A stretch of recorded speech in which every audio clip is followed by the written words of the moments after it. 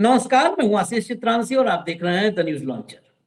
भारत में पुलिसिया सिस्टम जो हमारा है, ये भारतीय जनता पार्टी का ब्रांच ऑफिस या फ्रेंचाइजी बन चुका है, या संघ के जो अनुसांगिक संगठन हैं, विश्व हिंदू परिषद, बजरंग दल, ये सब पुलिस बन चुके हैं।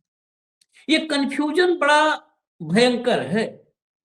जो काम पुलिस को करना चाहिए वो पुलिस नहीं कर रही। पुलिस कानून व्यवस्था कायम रखने के बजाय पुष्प वर्षा कर रही है हेलीकॉप्टर से नीचे कांवड़ियों पर, स्नान करने जाने वाले श्रद्धालुओं पर। वो एजेंडा सेट कर रही है भारतीय जनता पार्टी का चुनावी एजेंडा। मतदाता बूथ तक न पहुंचे, वो रिवॉल्वर लेकर के लहराता हुआ पुलिस इंस्पेक्टर नजर आता है। ये काम पुलिस का नहीं है, ये काम पुलिस कर रही है, भाजपा के कार्यकर्ता। पुलिस का काम कानून व्यवस्था, लॉ एंड ऑर्डर का है। पुलिस का काम है कहीं समाज में कुछ गलत ना हो, तो वो वाला काम जो है वह भी काम नहीं। उसमें पुलिसिंग में मोरल लगा दो, मोरल पुलिसिंग, यानी सड़क पर, पार्क में, कहीं पर भी बदतमीजी करने का अधिकार, वो वाली पुलिसिंग कौन कर रहे हैं? संघी। लेकिन कई बार हमने एक बात कहा है, देखिए बात सच है, झुंड में आए हुए लोगों का शिकार कोई भी बन सकता है, कोई भी बन सकता है। झुंड में तो कभी भी कोई शिकार कर ले किसी का। लेकिन ये है बहुत डरपोक, इसमें कोई संदेह नहीं है, कई बार हमने कहा है। अब ये डरपोकों को मैं आज आपके सामने इनका दिखाऊंगा कैसे 90 सेकंड में बजरंग दल वाले थे। बजरंग दल देखा था आपने? मोहम्मद दीपक को सबक सिखा देंगे, ये कर देंगे। बजरंग दल वाले 90 सेकंड में चप्पल छोड़ के भागे, लिटरली। ये चप्पल छोड़ के भागे, मैं कई बार बोलता हूं, ये चप्पल छोड़ के भागना मतलब ये नहीं कि वाकई स्लीपर हवाई चप्पल छोड़ के भाग जाए। चप्पल छोड़ के भागना मतलब ऐसे दुम दबा के भागना, दुम दबा के भागना भी कह सकते हैं, दुम दबा के भागना, वैसे चप्पल छोड़ के भागे 90 सेकंड के भीतर। दूसरी तरफ ये भाजपा के भीतर बवंडर इतनी है, ये बाहर के संगठन भाग रहे हैं, भीतर आपस में जूतम पैजार हो रही है। खबर थोड़ी जुदा है लेकिन साथ लाए हैं। योगी आदित्यनाथ, बड़े उनके बहुत बड़े सपने हैं, महत्वाकांक्षाएं अधिकारियों ने इतनी बड़ी बना दी, पूरा महत्वाकांक्षाओं की हवेली, उसी में रहते हैं, महत्वाकांक्षाओं की हवेली में। उन्होंने मोदी के डबल इंजन को बेइज्जत किया है, विशुद्ध बेइज्जत किया है, वो भी सुनवाएंगे। हेमंत जी को ले आइए, लाइए, जोड़िए। स्वागत है हेमंत भाई। पहले जयपुर चलते हैं। जयपुर वाला क्लिप 90 सेकंड का क्लिप है, चला दीजिए, ऑडियो खोल दीजिए फुल।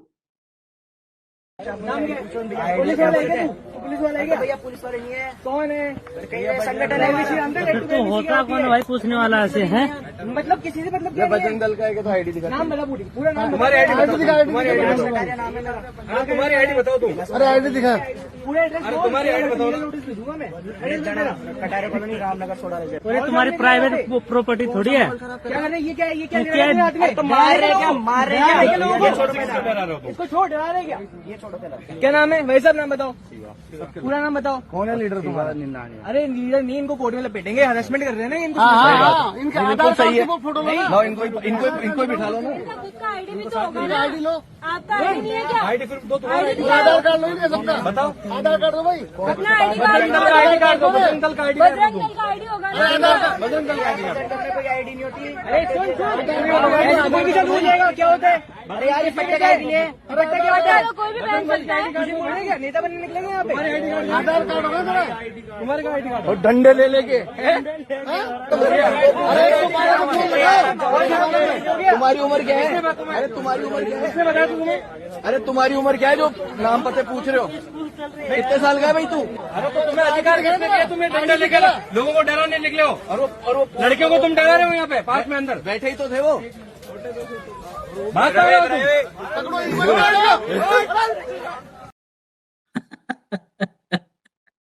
ये अच्छा लगा देख करके देश में। इसीलिए अब ये जो अपर कास्ट, अभी हमने कार्यक्रम में कहा था, अपर कास्ट को और इस देश के पिछड़े दलित को आपस में भिड़ाओ, ये इसीलिए हो रहा है क्योंकि अब ये सब जो बजरंग दल, विश्व हिंदू परिषद, इनका तेज जो है ना खत्म हो चुका है, अभी निस्तेज हो चुके हैं।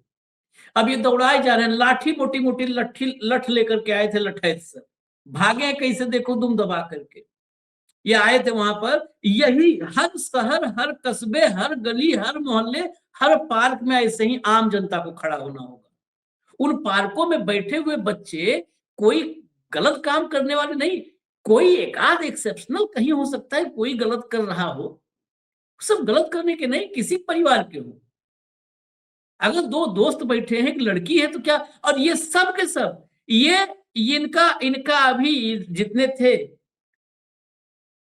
अगर इन सब के पीछे स्टिंग करवाना शुरू कर देना तो ये सब ऐसे मिलेंगे जिनको मतलब गली में इन सब के निकलने पर लोग कहते होंगे बिटिया घर में चलो, तो लफंगा लफंडर जा रहा है।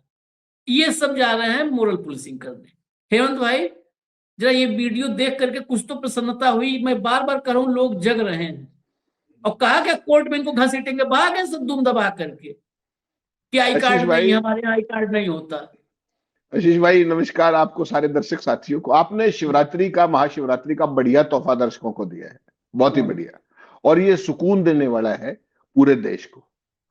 ये मॉरल पुलिसिंग नहीं है, ये कुछ और है।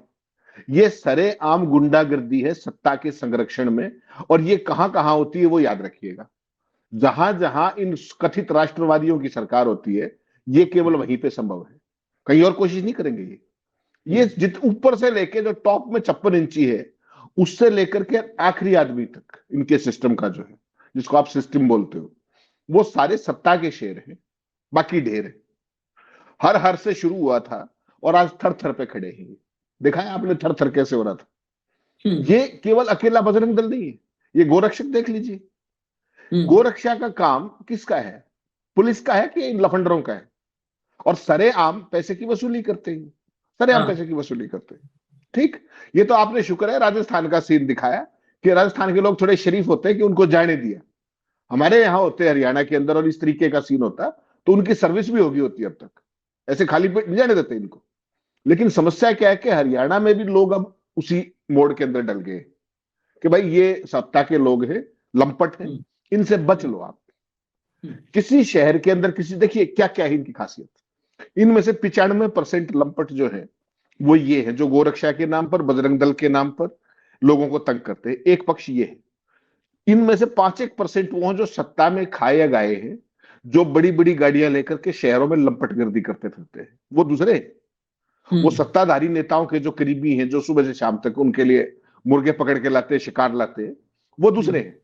गाड़ियों को लंपटी से चलाना, उस गाड़ी के पीछे हिंदू लिख करके घूमना, विश्व हिंदू परिषद का झंडा लगा के घूमना। 95% बीजेपी के झंडे लगाए वही लंपटाई करते हैं आजकल। 95% गाड़ी गलत चलाएंगे, काले शीशे मिलेंगे और हर चीज का वायलेशन करेंगे। तो इनको बेसिकली क्या है ये समझिए आप। ये जो सामने आपने दिखाई ना, ये वो लोग हैं जिनके कारण इस देश में बेरोजगारी के खिलाफ कभी प्रदर्शन नहीं हो पाते। क्यों? क्योंकि ये माइंडसेट है। ठीक, हिंदू रक्षा में लगा रखा है इनको। पेट भूखा है, किसी से दुग्गी पंजी मिल गई, छीन लिए, कर लिया, नहीं तो ये वो एक पूरे का पूरा सिस्टम है जो इनको धर्म की अफीम चटा करके, और इनको कायदे कानून ने खुली छूट दे दी, जो मर्जी आए तुम सड़कों पे करो जाके। ये बहुत ही अच्छा हुआ है। और आज देश के अंदर तमाम जगह पे ऐसे सीन मिले हैं भाजपा शासित राज्यों के अंदर। आपने आज एक दिल्ली की वीडियो देखी होगी जिसमें 2 लड़कियों को गाली दी जा रही है थाने के अंदर महिलाएं पुलिस भी खड़ी हुई है। तो Delhi police was one of the most professional police forces in this country. शानदार पुलिस होती थी।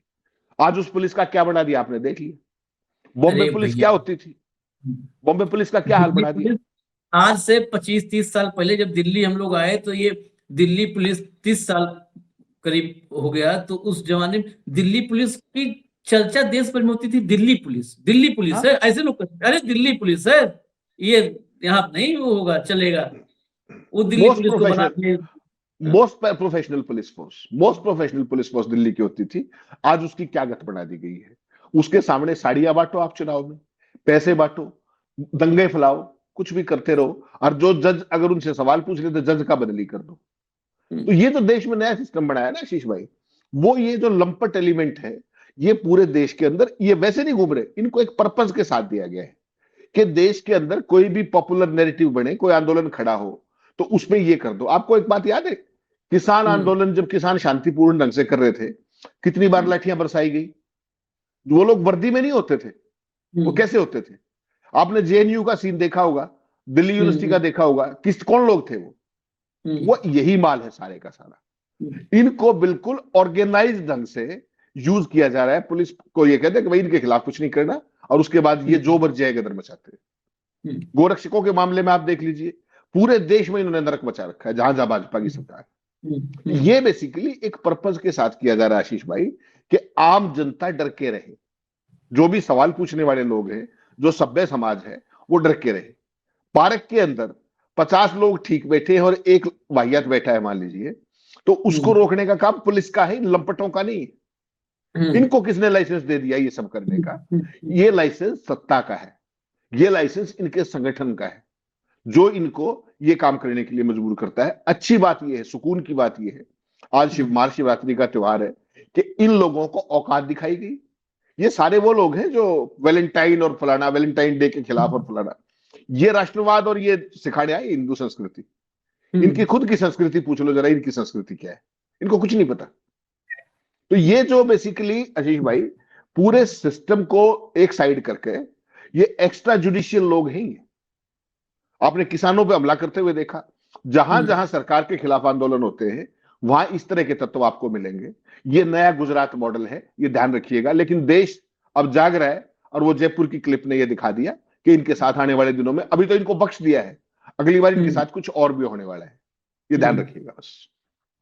चलिए जरा भैया दिखाइए, जरा सुनवा दीजिए, दिखाना क्या सुनवा दीजिए योगी आदित्यनाथ को। गौर से सुनिएगा हेमंत भाई, मजा पूरा आएगा, जैसे अभी आया फिर आएगा। देख रहा हूं ना क्या दिल्ली में घुटन भरी जिंदगी हो गई है। ऐसे लगता है जैसे गैस चैम्बर में हो।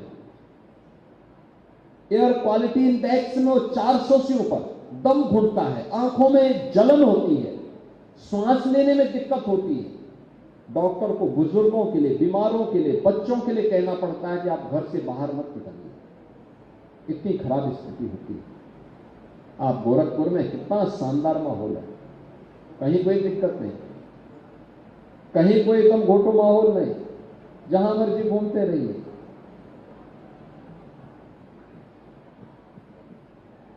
क्योंकि पर्यावरण को आप बचाएंगे तो पर्यावरण आपको बचाएगा। धरती माता के प्रति आप अपने उत्तरदायित्व का निर्वहन करेंगे तो धरती माता भी उसी प्रकार का आशीर्वाद देकर के आपको फलने फूलने के लिए एक नया राह दिखाएगी। और सुना तुमने, गैस चैम्बर में दिल्ली में, हम लोग तो उसी एनसीआर में है, एनसीआर तक तो आप भी एनसीआर ही में आ गए हो। गैस चैम्बर में रह रहे हैं हम लोग, ये बात कौन बता रहा है? AQI 400 से ऊपर, घर से निकलते घुटन होती है, ये कौन बता रहा है? आप सोचिए, ऐसा तो हो नहीं सकता है कि इतना बड़ा भाषण ऐसे ही किसी ने लिख के दे दिया और सब स्क्रिप्ट लिखी जाती है। कौन है ये? दिल्ली मीडिया तो हिम्मत नहीं कर रही, किसी मीडिया ने हिम्मत किया कि दिल्ली गैस चैम्बर बना है, रेखा गुप्ता और मोदी जिम्मेदार हैं? किसी ने हिम्मत किया, योगी आदित्यनाथ ने हिम्मत किया। अब इसकी व्याख्या करिए, अब हम क्या कहें सब। नहीं आशीष भाई, ये एक सुखद संकेत है। कम से कम वो तो थर्मामीटर से AQI चेक करती है मैडम तो दिल्ली में। प्रधानमंत्री जब विदेशी डेलीगेशन के साथ बैठे थे तो एयर प्योरीफायर लगा हुआ था, वो हमने दिखाया था। तो एयर प्योरीफायर ये तो अफोर्ड कर सकते हैं, आम जनता कहां से एयर प्योरीफायर लाए? घर में एयर प्योरीफायर लगा लोगे, गाड़ी में लगा लोगे, सड़क पे क्या करोगे? तो ये अच्छी बात है कि अपने योगी जी ने, माननीय योगी जी ने, जो भावी प्रधानमंत्री पद के सबसे सशक्त दावेदार बताते हैं खुद को, उन्होंने अपने ही प्रधानमंत्री को, उन्हीं के कैबिनेट को, अपने ही पर्यावरण मंत्री को, अपनी ही पार्टी की मुख्यमंत्री को एक आईना दिखाने का काम किया है। इसके लिए वास्तव में देखिए, योगी जी की तमाम नीतियां और जो कुछ वो कर रहे हैं नहीं कर रहे हैं, उस पर सब हम नुक्ताचीनी नहीं करते, लेकिन उनकी इस बात से जो इन्होंने ये कहा, इससे कौन असहमत हो सकता है? इनकी बात से मैं 100% सहमत हूं। दिल्ली चैम्बर है गैस का, सांस नहीं ले सकते आप, बाहर नहीं निकल सकते आप। तो मोदी जी की कोई इनकी बात सुननी चाहिए, इनको बुला करके धरती माँ कैसे प्रेम करे, पर्यावरण का संरक्षण कैसे हो, मोदी जी को पूछना चाहिए इनसे बुला करके। गोरखपुर का उदाहरण दे रहे थे ये, हालांकि गोरखपुर की और दिल्ली की तुलना नहीं की जा सकती, दिल्ली में और तरह की वो है, लेकिन फिर भी मुझे लगता है कि एक क्लास जो है रेखा गुप्ता को, क्योंकि सीनियर मुख्यमंत्री ये है योगी जी, इनसे लेनी चाहिए कि कैसे उन्होंने गोरखपुर को सौगंध बनाया है, और मोदी जी को पूरे देश के बारे में लेनी चाहिए उनसे कि क्या क्या ऐसा कदम उठाना चाहिए कि योगी जी की जो इच्छा है कि दिल्ली गैस चैम्बर ना रहे। शुक्र है विपक्ष चीखता है तो कोई पूछता नहीं, उम्मीद है कि योगी जी ने कहा है तो मोदी जी कुछ प्रेरणा लेंगे और कोई बात कहेंगे इसके ऊपर। हाँ, आईना दिखाया है कि देखो अपनी शक्ल देखो, लेकिन इतनी तारीफ के बाद, जब इतनी योगी जी की तारीफ हो गई तो थोड़ा सा योगी जी का भी सच दिखाना जरूरी है।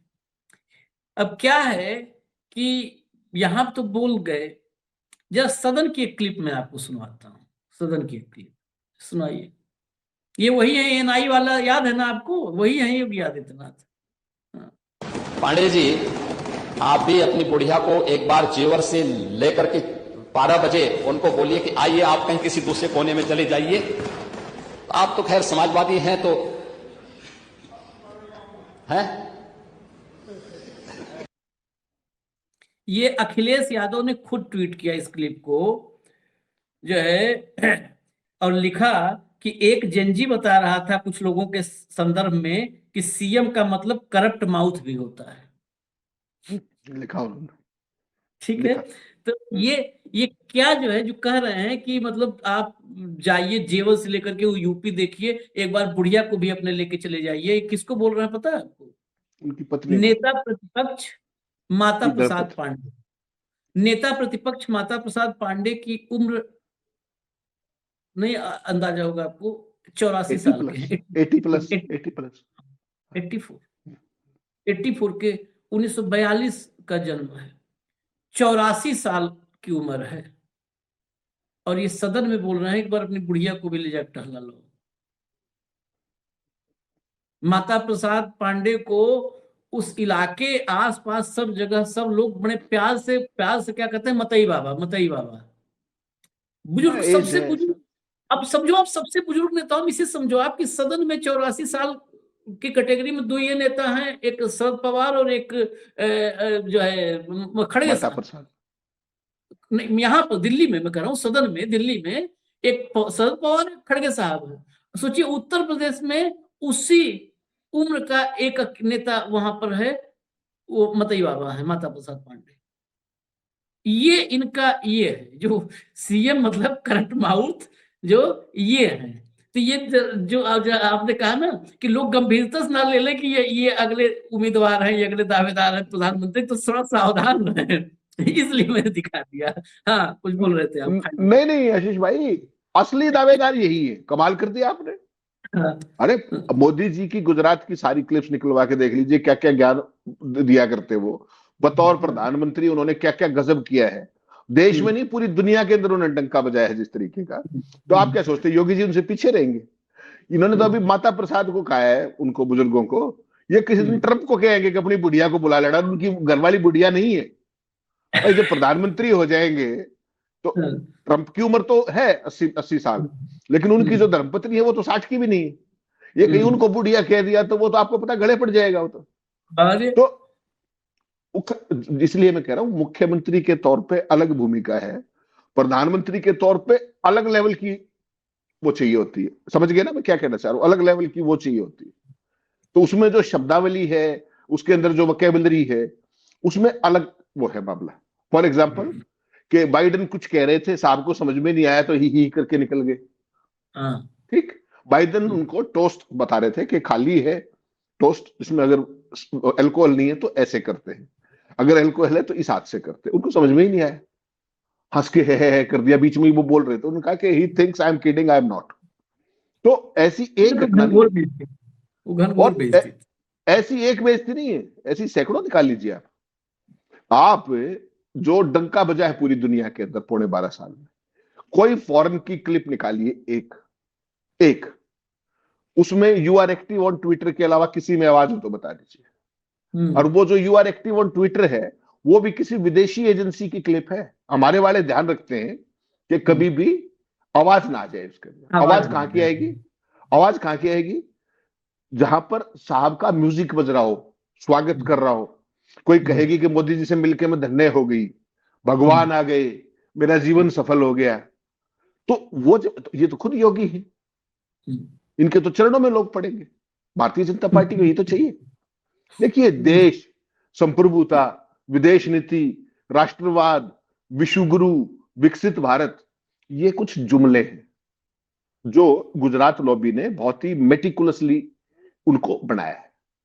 असली खेल समझ लीजिए क्या है। उन्होंने कहा, क्या कौन सा माउथ यूज किया उन्होंने, अखिलेश जी ने क्या लिखा, कौन सा माउथ? Corrupt mouth.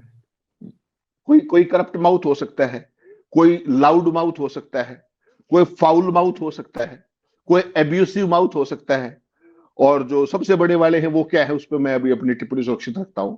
लेकिन माउथ का रोल जरूर है, और उस सारे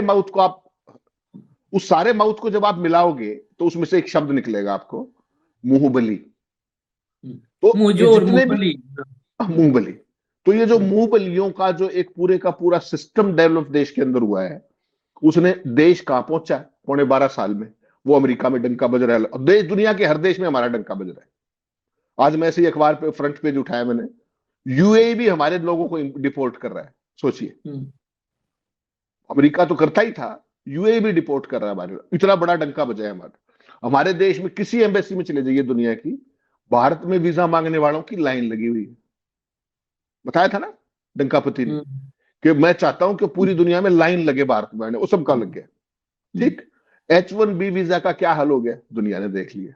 हमारे वाले बच्चे जो यहाँ पे आए बेचारे स्टैंपिंग कराने के लिए, वो यहीं बैठे हुए हैं, 1-1 साल की तारीख मिल रही है। हथकड़ियों बेड़ियों में केवल भारत के लोग आए, उसके बाद भी उनका डंका बज रहा है। विकसित भारत का सपना 2047 का, इसको पोस्ट डेटेड चेक कहते हैं। अच्छी बात क्या हुई, आज त्योहार का दिन है, कि आपने जो जयपुर का सीन दिखाया वो काफी सुकून देता है कि एटलीस्ट, और कोई नहीं तो देश के युवा कम से कम इनको समझने लगे। बड़े बुजुर्ग तो सुबह युवा जाग गए थे, ये भाग खड़े होंगे, ये सब भाग खड़े होंगे, नजर नहीं आएंगे। इसीलिए यूजीसी वाला प्रोजेक्ट किया गया है। यूजीसी वाले में अगड़े बनाम पिछड़े कर दो, वो कार्यक्रम भी भूलिएगा मत, आप कोई चीज भूला मत कीजिए। ये फला बनाम फला जो है ना आशीष भाई, यही तो इनकी सफलता का राज है, और कोई राज नहीं इनका। मुख्य शौक क्या है, हिंदू बनाम मुस्लिम, वहां से शुरू करते हैं। फिर जाट बनाम नॉन जाट, अगड़े बनाम पिछड़े, मराठा बनाम नॉन मराठा, ठाकुर बनाम फला, गुजर बनाम फला, आदिवासी बनाम फिर आदिवासी, झारखंड में तो इनको बेचारों को बनाम।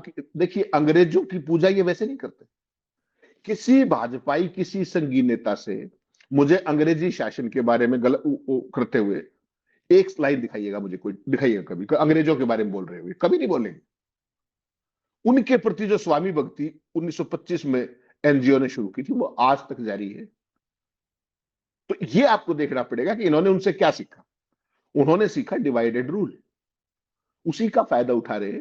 और देश के युवा अगर अगड़े पिछड़े जाति वाति से ऊपर उठ करके केवल देश का सोचने लगे, इनको ढूंढने, ये पोमेरियन कुछ भी करते रहे, कोई मीडिया फीडिया कुछ नहीं बचेगा।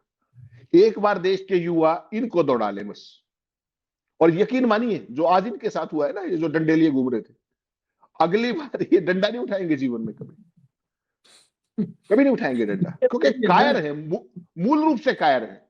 एकदम सत्ता संरक्षण में इनको खिला पिला समोसे पे, पाउच पे, इन सबको लड़ा भिड़ा रहे हैं। ये जो है इनकी हकीकत यही है। और यह भी ये दिक्कत है ना कि जैसे ही युवा खड़े होने लगते हैं तो ये खड़े नहीं चाहते हैं, ये भिड़े चाहते हैं। युवा खड़े नहीं, युवा भिड़े, ये इनका मोटिव है। इजाजत दीजिए हमें, युवा इनके चाहने से कितने दिन भिड़ेगा।